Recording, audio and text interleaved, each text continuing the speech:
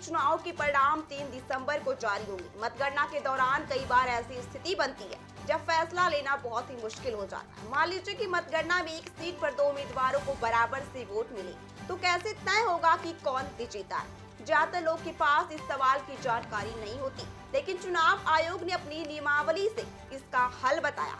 चुनाव आयोग के मुताबिक जब भी एक सीट पर 2 उम्मीदवारों को बराबर वोट मिलते हैं, तो उनकी किस्मत का फैसला करने का एक नियम है। जानिए ऐसी स्थिति में क्या होता है। दरअसल ऐसे हालात में क्या फैसला लिया जाए, इसकी जानकारी भारतीय संविधान में दी गई है। संविधान का representation of the people act का सेक्शन 102 कहता है कि बराबर से वोट मिलने पर चुनाव आयोग लॉटरी कराता है। लॉटरी जिस उम्मीदवार के पक्ष में आती है, उसे एक अतिरिक्त वोट मान लिया जाता है। इस तरह लॉटरी के जरिए एक वोट बढ़ने पर उसे विजेता घोषित कर दिया जाता है। ऐसे में सवाल है कि अगर 3 उम्मीदवार बराबर से मत पाते हैं तो क्या होगा?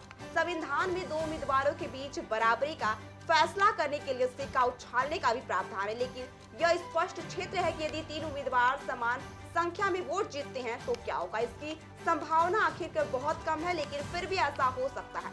लेकिन इसको लेकर स्पष्ट नियम अभी तक कोई लागू नहीं किया गया है। आपको बता दें कि अब तक कई ऐसे मामले सामने भी आ चुके हैं जब एक ही सीट पर 2 उम्मीदवारों को बराबर वोट मिले थे।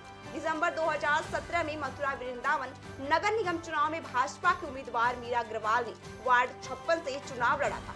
उन्हें 874 वोट मिले थे और इतने ही मत कांग्रेस उम्मीदवार को भी मिले थे। वहीं फरवरी 2017 में भी ऐसा ही मामला सामने आया था, जब बीएमसी के चुनाव में भाजपा उम्मीदवार अतुल शाह और शिवसेना के सुरेंद्र के बीच कांटे का मुकाबला फंस गया।